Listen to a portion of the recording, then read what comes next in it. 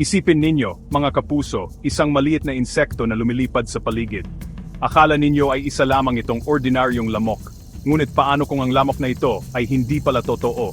Paano kung ito ay isang high-tech na espiya, isang drone na kayang kumuha ng video at audio ng hindi ninyo namamalayan?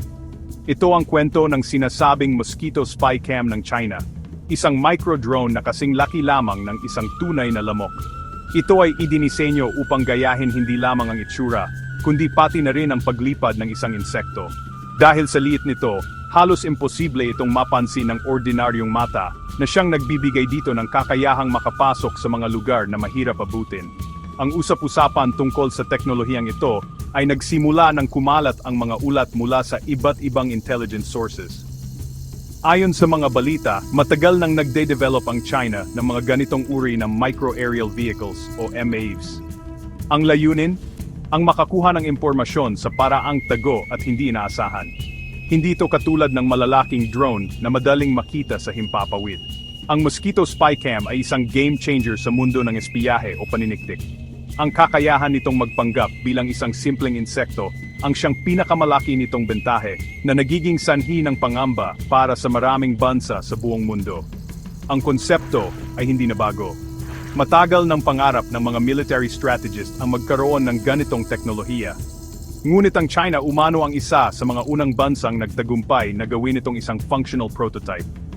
Ang mga drone na ito ay sinasabing gawa sa mga napakagaang materyales at pinapatakbo ng maliliit, ngunit malalakas na motor. Mayroon itong micro-camera na kayang mag-record ng high-definition video at isang mikropono para sa audio surveillance. Ang lahat ng ito ay nakakabit sa isang katawan na hindi hihigit sa ilang sentimetro ang laki. Tunay ngang isang obra maestra ng engineering, ngunit isa ring potensyal na banta sa ating seguridad. Ang pag-iral ng ganitong teknolohiya ay nagbubukas ng maraming katanungan tungkol sa hinaharap ng digmaan at paniniktik. Paano natin poprotektahan ang ating mga sarili laban sa isang kalaban na halos hindi nakikita? Kung ang isang lamok ay maari nang maging mata at tainga ng ibang bansa, saan na tayo lulugar? Ang mosquito spy cam ay hindi lamang isang simpleng gadget. Ito ay isang simbolo ng kung paano nagbago ang teknolohiya sa paraan ng pagkuha ng impormasyon. Ang dating imposible ay unti-unti nang nagiging posible. At kasama nito ang mga bagong panganib na kailangan nating harapin at paghandaan. Ayon sa mga military analyst, ang mosquito spy cam ay isang perpektong kasangkapan para sa intelligence gathering. Maari itong paliparin ng mga sundalo o ahente malapit sa isang target area. Dahil sa itsura nito, maari itong makapasok sa loob ng mga gusali, mga military base o kahit sa mga sensitibong pagpupulong ng gobyerno nang hindi napapansin.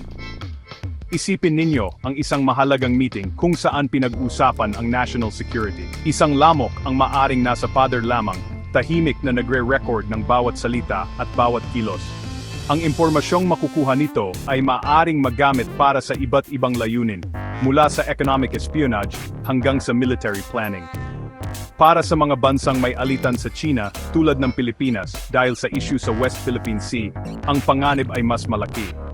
Ang mga drone na ito ay maaring gamitin upang manmana ng galaw ng ating Philippine Navy at Coast Guard. Maari nilang alamin ang ating mga patrol routes, ang bilang ng ating mga tauhan, at ang ating mga kagamitan. Ang ganitong uri ng impormasyon ay napakahalaga sa isang military confrontation. Hindi lang iyon, maari rin itong gamitin upang subaybayan ang ating mga opisyal at leader na naglalagay sa kanila sa panganib at nagbabanta sa ating pambansang soberanya.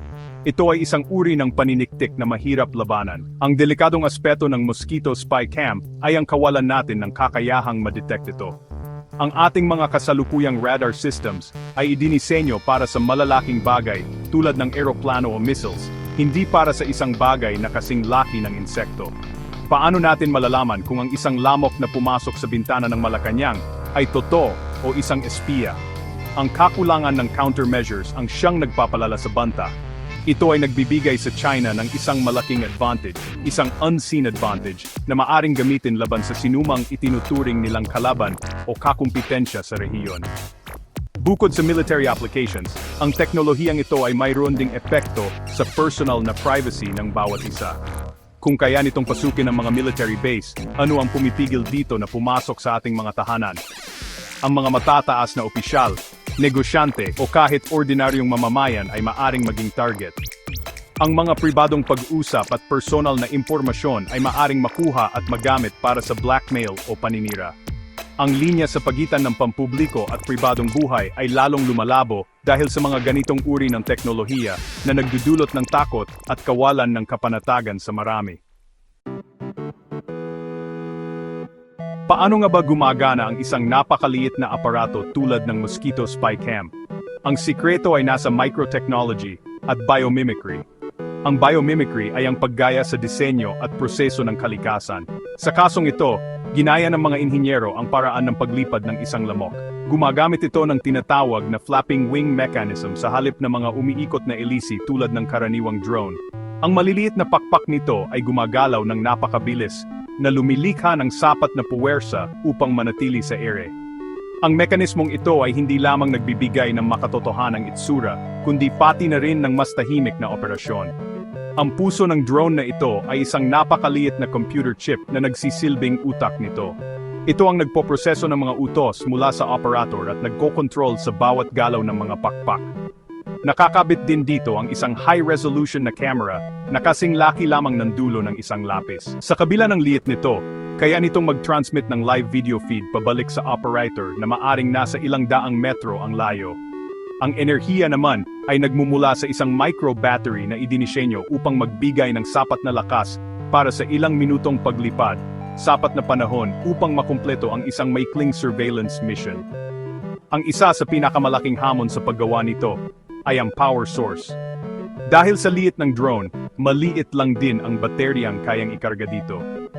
Ayon sa ilang ulat, pinag-aaralan na rin ng mga mananaliksik ang posibilidad na mag-recharge ang drone gamit ang solar power o kahit ang pagkuha ng enerhiya mula sa static electricity sa hangin.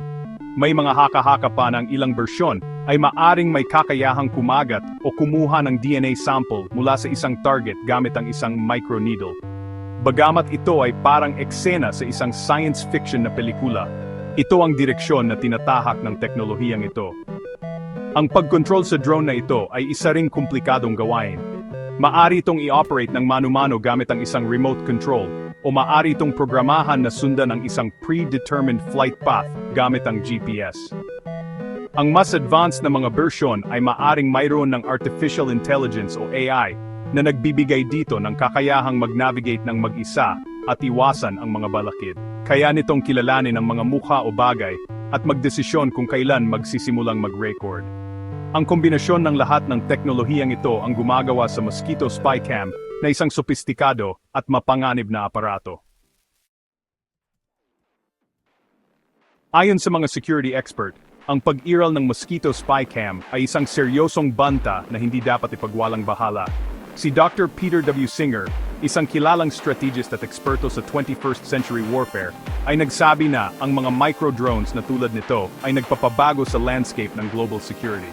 Aniya, the miniaturization of drones means that the new motto of surveillance is, if you can see it, you can be seen by it. Ibig sabihin, kung may espasyo para sa isang lamok, may espasyo para sa isang espiya. Ito ay isang malinaw na babala para sa mga gobyerno na kailangan nilang i-update ang kanilang mga security protocols. Ang tamang tugon ay hindi purong takot, kundi masusing pag-iingat at paghahanda. Dapat tayong maging mas mapanuri sa ating kapaligiran, lalo na sa mga sensitibong lokasyon. Para sa ating gobyerno, mahalagang mamuhunan sa research and development ng mga counter-surveillance technologies. Ito ay maaaring mga bagong uri ng sensor na kayang makadetect ng mga electronic signals mula sa mga microdrones o mga jammer na kayang putulin ang komunikasyon sa pagitan ng drone at ng operator nito. Ang pagiging handa ay ang ating pinakamabisang sandata laban sa mga hindi nakikitang banta na ito. Sa ngayon, marami pa ring katanungan tungkol sa tunay na kakayahan at lawak ng paggamit ng mga Mosquito Spy Cam na ito. Ang ilang impormasyon ay nananatiling classified o bahagi ng espekulasyon. Ngunit ang simpleng posibilidad na mayroon na nito ay sapat na dahilan upang tayo ay maging alerto. Ang teknolohiya ay patuloy na umuunlad sa bilis na mahirap sa bayan. Ang mga dating nasa larangan lamang ng imahinasyon ay maari nang maging katotohanan bukas. Ang pagiging mulat sa mga ganitong development ay unang hakbang upang maprotektahan ang ating sarili at ang ating bansa. Kaya sa huli, mga kapuso, ang tanong ay hindi kung dapat ba tayong matakot. Ang mas mahalagang tanong ay, ano ang dapat nating gawin? Ang takot ay maaring maging paralisante, ngunit ang pag-iingat na may kasamang aksyon ay nagbibigay ng kapangyarihan. Kailangan nating hilingin sa ating mga leader na seryosohin ang mga banta na ito. Kailangan nating suportahan ang ating mga siyentipiko at inhinyero sa pagbuo ng mga panlaban. At higit sa lahat, kailangan nating maging mapagmatsyag. Dahil sa isang mundo kung saan kahit ang isang simpleng lamok ay maaring isang espiya, ang pagiging ignorante ay isang panganib na hindi natin kayang harapin.